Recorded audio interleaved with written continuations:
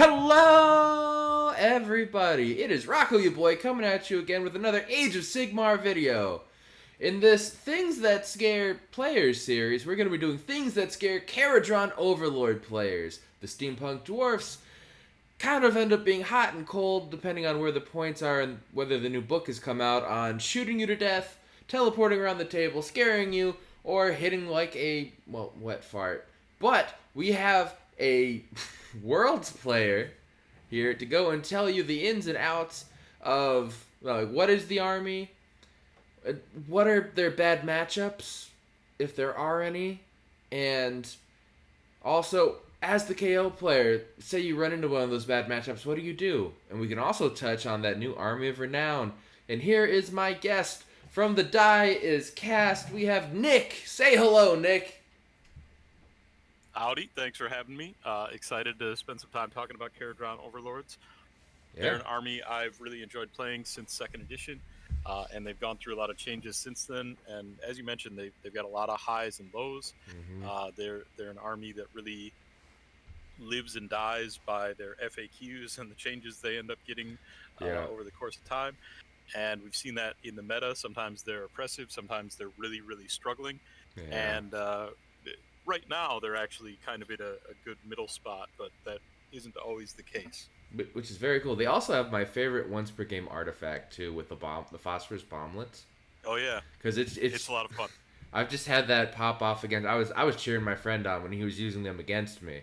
Um, but we can get into that later. So, but Nick, from a elevator pitch this for me. What is Kharadron Overlords?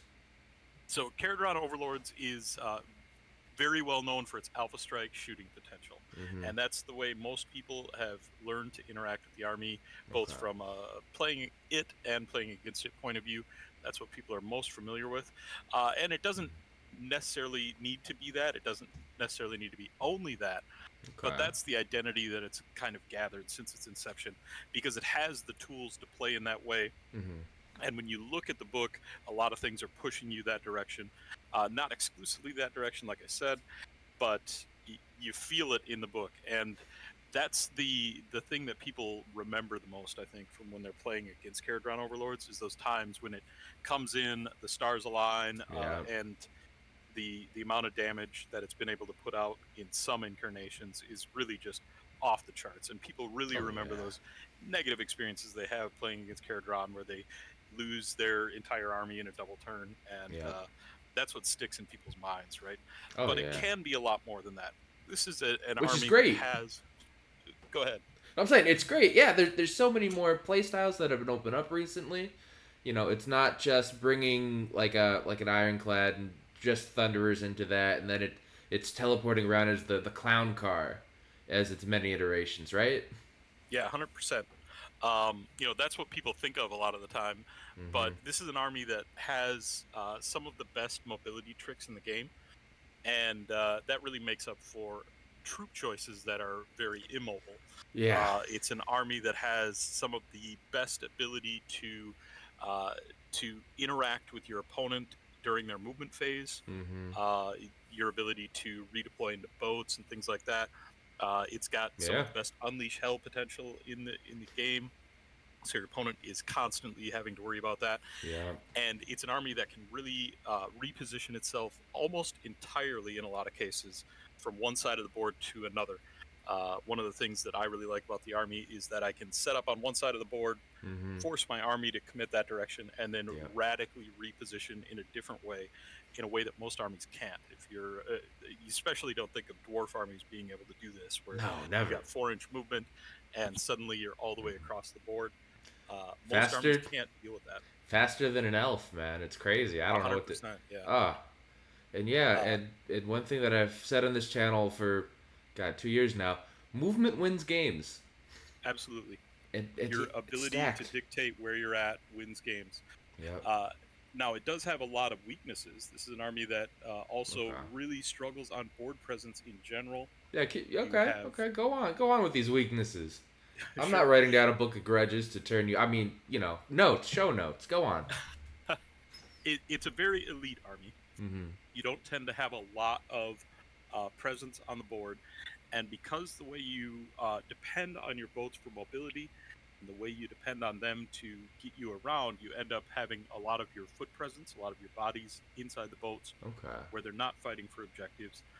Your ability to fight in melee is very, very limited, or Mm. specifically, your ability to take punches in melee is very, very limited. They do have some good melee punch in some of their units. Their balloon boys, the Yeah. Endrinriggers and Skywardens in particular, they can put out a lot of damage. But those units, you're spending 20 points per wound on them, on 4-up saves, and they just melt to any kind of counterpunch. So it's not an army that can do a lot of really efficient uh, objective holding. You can't Okay. get out there and just put yourself on the objectives, which is really what this edition has become about in a lot of ways. It's standing on circles. Yes. Uh, they really struggle in that aspect. How are you for battle tactics these days? Like, what's the feel here with this book? Do you have some doable ones, and then you don't have to rely because you're not casting magic with this army. You know, Right. how does that work for you? So there are a couple ways to get some magic in there. You can get an endless spell. Okay. You can arcane tome, or you can ally in a knight incantor is becoming increasingly popular. I have to ask. But I have to sorry, ask go ahead. because no, because you brought something that I didn't even think of. Does there's an artifact in this armor for those that won't have the context for my question here called a spell in the bottle, in which you take a certain hero that can take this artifact. I believe it's an aether chemist, if I remember right, and you can bring in an endless spell from, I believe it's just the generic ones now, or is it still every army's? Just the generic ones. Okay. You can't run the warp lightning vortex anymore. That thing was the bane of my existence. But we'll focus on current rules here, so I don't go into story time for an hour. So then you'd be able to go and pop out an endless spell. Does that count for the battle tactic on having a spell go off without it being unbound? So that specifically requires a spell to be cast, Okay. and spell in a bottle is worded in a very particular way Okay. now in this Okay. edition. And let me double check the wording, but it shouldn't. Sure. Again, that's not really what this episode was supposed to be about. I didn't prep you for that question. That just because you brought up such a good point there that I'm like, wait a minute, huh? But yeah, no, Knight and Canners as allies are fantastic. They have an auto unbind that's once per game. In this book, you also have an artifact to give one of your dwarf heroes. I believe it's the Navigator, that can also be another once per game unbind because you don't Automatic unbound. Yeah, it's great. And then you also have access to the Nullstone adornments as well if you don't bring in an allied wizard. So correct. And so the endless spell is worded that you do cast the spell and it cannot be unbound. So it should qualify for that unless that requires a wizard casting the spell. get an FAQ on that. You're gonna go to Worlds, man. But to the point, I'm not playing this at Worlds. Oh, But yeah. to the point of battle tactics, this is a book that has very, very achievable book battle tactics. They're almost comical in a lot of ways. Okay. So one of the battle tactics is get your units out of a boat, and one of your battle tactics is get your units into the boat. Okay. One of the battle tactics is destroy a unit in your shooting phase in round 1. Shut up. The thing you want to do? So they've got a couple others that are really, really achievable. So in a lot of ways, they can complete these battle tactics without interacting with the opponent. Their mobility makes it very easy to get things like surround and destroy or intimidate the invaders. And you're a shooting army, so surround and destroy isn't a punishment for you. Right. You know? You're content being out of position, being on the edge of the board, teleporting to the edge of the board with fly high in a lot of cases, and still being able to interact with your opponent from that place. Which is great. Because then you get like an army like, say, Mega Gargants. It's like, cool, I can surround and destroy, but 3 of my 4 models are not where I need them to be. Right. Ah. Then you're really not in a position to do it at all. But KO is an army that very consistently should hit 5 battle tactics. It takes an unusual situation for them not to. That's wonderful. Okay, so we're more on the elite side with KO. We've got great movement, but are we worried about, like, say, like a Gitz army where they're just bodies on bodies on bodies? to take objectives from you from 9 inches away with like a big horde established or something. Is that like a good threat or something to be on the radar for as a if you're captaining a KO fleet? Yeah, absolutely. So typically when I'm playing KO, what I want to be able to do is move my army into a location Mm-hmm. and then clear the area around me. Okay. I want to give myself a big bubble of area where there aren't any opponents that are going to get me, ideally controlling priority so that they can't double into me. Mm-hmm. And that's almost more important than me doubling them, right? Oh sure. Denying their ability to double into me and just clearing out those bubbles of area. And the Mm-hmm. two things that really stop that from happening are a huge volume of wounds, Okay. so gets, like you mentioned, or very, very elite saves. Mm. A lot of the shooting that this army has access to is on Rend 1 base. Okay. There are ways to buff a lot of that output, but that requires running extra heroes to do it. And then some of those buffs are only once per game, like from the Admiral. Oh And sure. so, very, very good save stacking. Mm-hmm. This is an army that has very little mortal wound output. So, when Okay. you're running against something like Slaves to Darkness or Stormcast Eternals that can really stack up those saves, Oh sure. you're going to have trouble punching through enough wounds to really clear out that area like you want to. Mm-hmm. Also, as with any shooting army, rally has an outsized effect against you. So armies with Yes. the very high quality 4-up rallies are going to pose a problem Yep. because you're not shutting off the rally by being in combat with the opponent, right? Yeah, exactly. Couldn't have said it better myself. And then it's even if you're like trading against another shooting army, like say Daughters of Cain, if they brought the bow snakes, if you leave that one snake alive, all of a sudden they're rallying a good handful of them back at you, and it's just a more prolonged engagement. Okay, okay. And Daughters of Cain is another example where Marathi is a problem that can really kind of have an Mm, outsized effect because she gets in combat with you. You've got some tools to get out of combat, sure. but it denies that area that you're really not going to be able to shut off or clear that area in a timely point of view. Yeah. You're not going to be able to tank it in a meaningful way with most of what you have. A lot of what you have is on very good saves, but as I mentioned, Mm-hmm. it's very, very elite. It's very expensive wounds. Yeah. There's a lot of things that you're running in this army that are 20 points per wound. And so when you've got something that's coming into melee against you and starting to do meaningful damage against those 20 points per wound, Mm-hmm. when you lose 20 wounds worth of something at 20 points per wound, you're really starting to feel the efficiencies. Oh yeah, definitely, definitely. And also to like the Marathi position too. For those that don't know, has a cap on how many wounds she can suffer per player turn, which also comes with a good armor save and a ward save. So there's a world where sometimes you have to overcommit what assets you have to reach out and hit her. And in such an elite army where you only have so many shots, because you only can fit so many dwarves and so many ships, right? It's how do you do that prioritization of do I kill the big monster and try to chip off wounds, or do I try to go for this ranged unit that could rally up at me, and if I only have so many shots, like they can only go so far, right? One of the things that people tend to really fixate on with the Kharadron is the boats and viewing the boats as kind of the main threats. But the Okay. boats are really just a tax and a taxi to get the A real units into tax. play. Okay. Yeah, Okay. the boats don't do for their points. The boats are relatively inefficient, Mm. but they're a delivery system for units that are really doing the work. Endrin riggers and thunderers in Yeah. particular, and I like both of this those take. units have relatively short range. Mm-hmm. Both of those units do most of their work within 12 inches, Okay.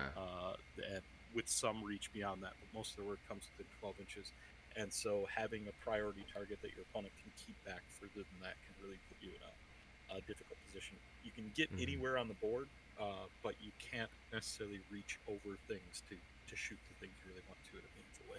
That is a very again that is a great point. That's one of the points of this series is finding things like that.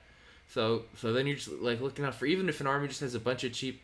like Stormcast, if the guy for some reason brought like 10 units of cheap Aether Wings to just shove out, and then you've got nowhere to land for your teleports, or more realistically, like you said with the Slaves to Darkness army, if they had screens of cultists that had like a pre-game move or something to be able to push out more, to just deny you that short range shooting. Okay. So if boats are attacks, then we do need to cover and segue into the new Army of Renown for them, where there ain't an ironclad in sight, right? Right, and that was really in a lot of ways when the Army of the Renown came out.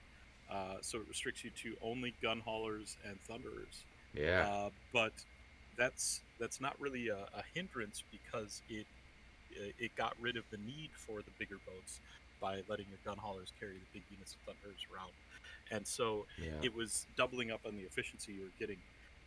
Because for those that don't know, of course, in the Army of Renown, your shooting units or your fighting units, but on a 4-up they get to shoot again. Yeah. So that's all upside, and then Yeah. the downside was that you didn't have boats.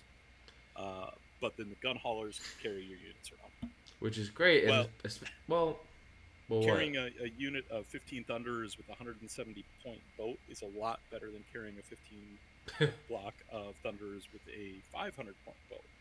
Yes. Now they've fixed that so that you can only use or you can only carry MSU Thunderers, Yeah. just a unit of 5 and then one hero per gun hauler. So they've really limited the ability to sling those big blocks around. That is true. This is post FAQ errata fixing. They've did it. They nerfed it. They hit them with the nerf bat. We're saved, but it's still a good army, though. I think it's exceptional, and one of the things that I highlighted earlier is the struggle that Kharadron has on objective play, Mm-hmm. and the Army of Renown, I think, really addresses that in a lot of ways. The battle tactics are a little bit less consistent, Okay. so you've only got 3 battle tactics in that Army of Renown. Uh, 2 of them are very very achievable. One of them is a little bit of a risk, but also generally achievable. But it Okay. doesn't play on the other objectives quite as well. It Mm. doesn't have the ability to teleport. It's got very long reach, but it doesn't have the ability to teleport into the corners, which is one of the nightmares that people deal with against Kharadron. Yeah. Uh, Yeah. but now the way that the army is constructed is you're very likely going to be running 5 MSUs and Thunderers and 5 Okay. gun haulers, or some permutation like that, something like 10 units. Sure. They're all going to be on 10 wounds each Mm-hmm. and all on a 3-up save. And so these MSUs can really become difficult to deal with. You've lost a lot of your output because you can't stack up the buffs like you could before Okay. with just these MSUs. Even just all-out attacking, right, is a lot less effective. Yeah. But what you've gained is the ability to cover the entire board, the ability to play the objectives all the way across, and you become more of a trading army where you lose one unit of Thunderers and then shoot back and clear off what came into it. Which is And I great. think, yeah, That. I think it's a lot more compelling. It's a lot more interesting army on the table, Mm-hmm. and that's what they should have been pushing for from the start. Oh, sure. And But it's just refreshing to have a new playstyle show up, you know? 100%. Because even before, what was the one? There was you take frigates instead of an ironclad, or I saw a version of it where it used to be 2 ironclads going around, and then you always had the same list where it was the battering ram on 1 ironclad for mortal wound because you don't have access to it so much. There was the time where it was all of the rifles for the Thunderers. Then there was another time for the Arcanite spam, and you always spammed these things, but it was always just one build. And here we have a complete out of a roster of not many models, we finally have a different playstyle and build for them. Yeah, well, I since this edition's book has come out, there's really been kind of 2 components in your army that you're mixing and matching. Okay. You've got a 15 block of Thunderers and some delivery mechanism for them. Sure. And then you've got another 15 block of Thunderers and some delivery mechanism for them. Or you've got a frigate full of Endrin Riggers, 9 Yeah. of them normally, and a frigate full of Endrin riggers, Okay. or you've kind of got one of each of those, so 15 Thunderers and one Mm-hmm. boat full of Endrin riggers, and that's kind of the polarized options you've had. You're Mm-hmm. these are the two things you can bring: a frigate full of balloon boys or 15 Thunderers, and you can mix and match those two things. You get whichever two you want. Sure. And that's been relatively. They're radically different pieces. They play in radically different ways, Yeah. but you only get those two. And so this is really fundamentally different from how the book has played since it came out. Which is great. It is. Yeah, So absolutely. so now, but hold on though with this. So now that this Army of Renown plays, like before, we're worried about mortal wounds because you don't have wizards to really stop it. We're worried about hordes. Board control's a little rough, but you can teleport and do all the movement shenanigans. So, those are things to watch out for as a KO player. But for this Army of Renown, what are you worried about? Sure. What's So a tough areas of matchup? effect mortal wounds become a lot more of an issue for you. Okay, so like Armies a like techless. well, Techless is on the wane enough that Okay. I don't worry about that as much in terms of the meta presence. But what Mm-hmm. is not is Croak. Croak's ability to throw out Maelstrom, Yeah. throw out a Comet's Call, get a Stellar Tempest going on something, and then get his Mm-hmm. microwave cooking. Yeah. If he's able to get that all rolling into your little MSU 10 wound units, Mm-hmm. That now have he's shorter probably range too, right. so you So can't just plink him from across the board and he teleports away. Okay. right. Okay. So he's not going to be able to clean them all in a round of casting, but Yeah. he can cripple a lot of it in a round of casting, and Huh. clean a lot of it, including your heroes in that first or second round of casting, and that becomes a real big challenge for this army. Um, any other sort of area of effect mortal wounds like that are going to be a problem for this army. I think new cities running their Fusilier builds are going to be a problem for this army with their Dude, ability that's to gonna be a counter problem shoot. for everybody, man. That's Well, as yes, a cities 100%. player, I'm guilty as hell of it. I actually just played against it yesterday with the new Sylvaneth Army of Renown. Sure. Um, Yeah, they just point and clicked, and they would just delete whatever they needed, whether it was six Kurnoth hunters or six of my lancers, or that's a unit. That is, I'm making, Yeah, I'm making my city's army be down 70 points just to anticipate the nerf for when that happens. it's bound to happen. In the Yeah, meantime, though, with these new armies, they're not always as responsive with nerfing overperforming units as they maybe should be, that is true. and their ability to be unrendable from range, Mm-hmm. and then have their improved ability to return models, their 5-up wards, their Yes. save bonuses, and then counter shooting is really going to prove a problem for anything that's not interacting with them with overwhelming force. Yeah. And Yeah. I don't think the MSU sort of Grunstock Expeditionary Force is going to be able to bring that sort of overwhelming force to bear against them. Okay. So I think that's going to be a big challenge. But Hmm. that's going to be a big challenge to a lot of things, to your point. Yeah. Armies that can really kind of spread and pick things apart are Mm-hmm. going to be a challenge for that. And then armies that can screen really well. Sure. So Slaves of Darkness, I think, is always a problem for KO. But Yeah. I think, in particular, for the MSU style uh, Grunstock Force, where your ability to load up Rend on a single unit Mm-hmm. is very diminished because you're only running these 5-man units. Oh, sure. That's going to be something where you're going to have maybe a unit of Varangard on +2 or +3 to save, and you're just not going to be able to touch them in a meaningful way, and they're going to start lifting unit after unit every turn, and uh, Yeah. that is going to be something that is going to cause you to kind of tilt off the board relatively quickly. Also, we didn't even talk about it, but there is also the anti-shooting army in Ideneth Deepkin Yeah, that can absolutely. MSU sharks and set it up so you have to, they choose who you get to shoot with their army rule. If you have to shoot the nearest Deepkin unit, Mm-hmm. and it can be very frustrating. I can imagine if you're doing this MSU build, like you've moved up so close too, but you've got all these different sharks. They've got, say, a turtle for a blanket +1 to save. They got Mystic Shield off on something, and then you're just trying to chew through this. The MSU build is probably better positioned in that world Okay, than talk to me traditional about it. KO. So one of the things that can really be oppressive in the Idoneth matchup Mm-hmm. is their ritual that will deny your ability to shoot them from outside of 12 inches. Yep. So that Round one ritual. Yep. so in traditional KO, you can be in a position where you teleport to 9 inches away, Yep. and then you can only shoot the closest unit. So you're likely going to be clearing a screen or a unit of Aether Wings or whatever it is that they've given you, Mm-hmm. and then have nothing else within 12 inches, which is effectively going to shut off your shooting for the rest of the turn and put you in a very vulnerable position. So Yep. you can't do that, right? That's folly. So you're really, in many ways, giving up turn one and giving up the impact of that, and then that's letting the Idoneth spread over the board, Mm-hmm. and putting you into a position where you're not going to get into the targets you need to. Uh, the the Reaver spam and their very efficient shooting Yep. can be Yep. very problematic. Shark spam and even turtle shooting.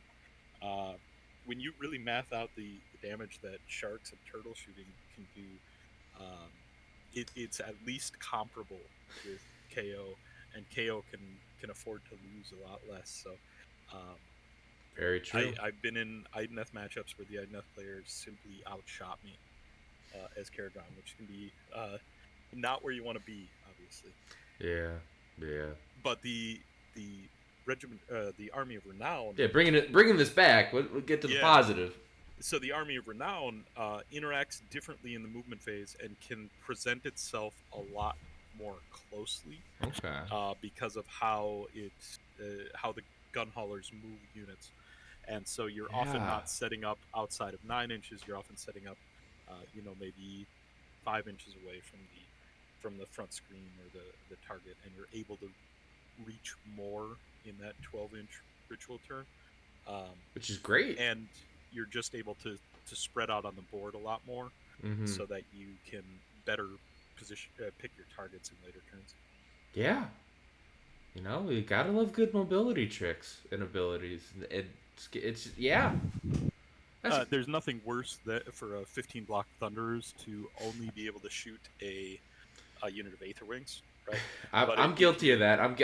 I play Deepkin. I know what I do. yeah, It's horrible. 100%. It's yeah. So Bring my if seagulls and instead, say go at them. if you've got 3 units of 5 Thunderers, Yep. the first unit might be bound into attacking those Aether Wings, but the next 2 units might be able to pick some other target, and that can be a really big swing in that game. Which is great. Oh, Yeah, some of the downside is actually an upside in that particular matchup. and that's what I like about this too, is that it's not always the rock paper scissors of you've got one build, we're locked into it, or one variation of whether it's all melee or all shooting or a mix of. We get a different play style. It frees us up to go and look at traditionally bad matchups and go, hey, I finally have tools to deal with this. This ends up being an okay thing if I go about it this way. I have options. You know. Sure, that is part of the upside of the Regiment of Renown. I think the downside of the Regiment or the Army of Renown, excuse me. I think the We know what downside you of it, mean. We know what you mean. sure.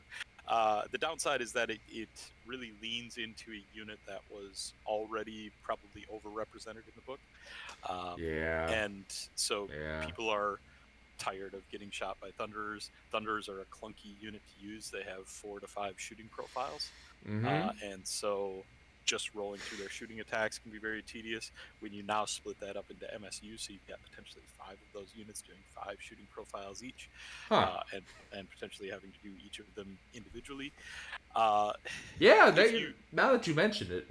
Sure, if you know what you're doing, you can do it pretty quickly and efficiently.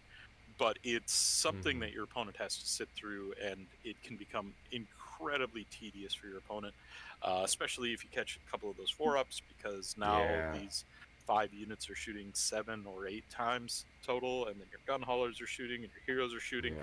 Yeah. There's very little more boring in a game of Age of Sigmar than rolling saves in a shooting phase and picking up bottles Yeah. and doing that for potentially, Yeah. half an hour or an hour if you get doubled, or when you have one of Yeah. those games that's really going badly against that army, Oh yeah. it can really be oppressive and feel terrible through it. So I wish they would have leaned in a different direction for the Army of Renown and encouraged one Mm-hmm. of the lesser used units or different play styles. But Oh sure.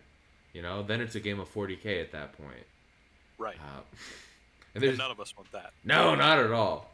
No, but the future's looking bright for the steampunk dwarves here, man. This is sounding really good. There are some weaknesses to watch out for, but you can kind of almost cover yourself with alternate builds. And yeah, you bring up the fact that now it's an MSU style instead of just teleporting big bricks of 15 Thunderers. You've got so many more chances for that 4-up to happen if you're bringing like 4 or 5 units. That is something very nice to think about. Um, Yeah, hmm. I think the biggest thing that people need to remember when they're facing that, when they're dealing with that, is that short range impact that the Thunderer shooting has. Mm-hmm. We don't normally think of screening in terms of how it interacts with shooting. Normally, when we're looking at screening, it's how it interacts with melee and our ability to protect uh, our vulnerable units from melee to getting into it. Yeah. But the screening in Kharadron Overlords, or screening against Kharadron Overlords, is in many ways um, more important, and it's different. It's about Mm. area denial. It's about pushing your screens out farther and giving yourself really nice bubbles around your uh, vulnerable targets. Not Yeah. having a line of things in front of them as Yeah. much as it is having a gap in front of them before your targets, so that maybe your opponent can only get in with their 18-inch guns instead of their 12-inch guns, and that dramatically reduces the output that's coming Oh in. yeah. More people need to realize too, like with screening, just the functionality. Because if you're going against like a teleporting army too, not that this one's teleporting, but just like in general with regular KO, because you have that 9-inch denial bubble of where they can land around your unit, so you can go and spread out enough where you can have some serious board control presence of these 18 inches between units of denying pockets of where they can land, where they can fit the ships, where they can fit the big blocks of units, and then yeah, no, this is, and then you just tighten it up. I know I've like, grossly oversimplified that in that state, grossly oversimplified, but being cognizant of where they can land, where they can move up to, and then having, because we could pre-measure Nature Sigmar, but then having you guys like, cool, I need to be like 13 inches back so the 12-inch guns don't get me. Then they're only shooting with the 18-inch profile, and then they've got to split shots, and they lose all their efficiency. It's such a nice thing to know that you even have counterplay against this. There's Yeah, hope. the magic number is that you want to be 9 inches, Mm-hmm. more than 9 inches behind the front of your screen, so that when whether a boat is moving up Mm-hmm. or unloading units or whatever it is, however they're getting there, they're outside of 3 inches of your screen. Yep. And if you're 9 inches behind the front of line of that screen, they're then more than 12 inches out. Yep. Um, and Beautiful. that's almost more important than the lookout search changes. The lookout search changes are great, Oh and yeah. if you can deny the shooting entirely into a hero, that's awesome. Mm-hmm. But being able to really take the edge off that shooting and make sure that all of their efficient shooting, all of their really good shooting is just going into screens, Oh and totally. you're choosing their targets for them instead of them choosing their targets, Yeah. uh, that really improves the KO matchup. All right. Here from the Dias cast, 9 inches. Beautiful. Do you have any closing thoughts, Bud? Well, I just think that, like I said, I think Mm-hmm. the KO has long had a reputation as this boogeyman of alpha strikes, and I think that it gets that reputation largely based on how it unfairly can bully players who are Mm, newer to the game, yeah. and players who maybe don't understand their positioning, don't understand the ways to interact with it, and the ways to push the damage threat out and get those bubble screens going. Sure. And I think the elite power level of KO, it's been too high at times, but in general, over the course of the last couple of years, it hasn't been uh, an oppressive book for most of that time. Yeah. Once it's gotten its nerfs. Uh, But that said, it still is an oppressive book at Mm-hmm. lower levels of play, and I think it's important for KO players when they're interacting with somebody who's newer to the game in a non-competitive venue to really explain to that player how to shut down what you're trying to do and how to interact with it so that Yeah. they're coming away from the game without just the negative experience and um, and that makes the KO player better as well because they're facing a higher level of competition before they get into a tournament setting where the the good players know how to do these things and know how to deal with them. Yeah. Um, Yeah. so I think a lot of the reputation that KO has as an NPE could be resolved just by better understanding of how to play against it. Beautiful. Couldn't have said it better than myself, Nick. Thank you so much for coming on. Happy Uh, to be on. and again, we'll catch you on the Dice Cast. Um, and yeah, where can people find you?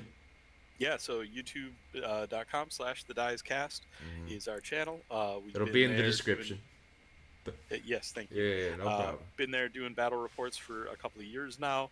Yeah. On a little hiatus right now because my two co-hosts just had babies, so congratulations to Yeah. them. But Congrats. on a little bit of a hiatus, but we'll be getting back to it this winter soon with more battle reports and more discussion.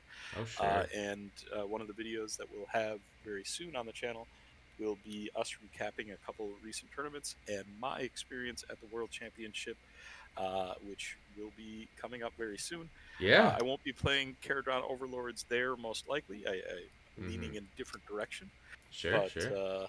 I'm eager to meet everyone from all over the world, such high level players, such an Yeah. absolute murderer's row of players.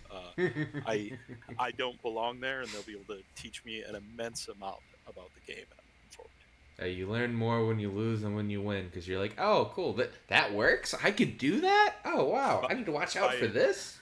by that metric, I expect to learn quite a lot. You're gonna be a master in no time. You'll win it next year. All right, buddy. All right. Thanks for coming on, and thank you all for watching so much. Like and subscribe if you like the video. Leave comments for what army you want me to cover next with this, and as I say at the end of all of my videos, be nice, roll some dice, and we'll see you next time. Bye.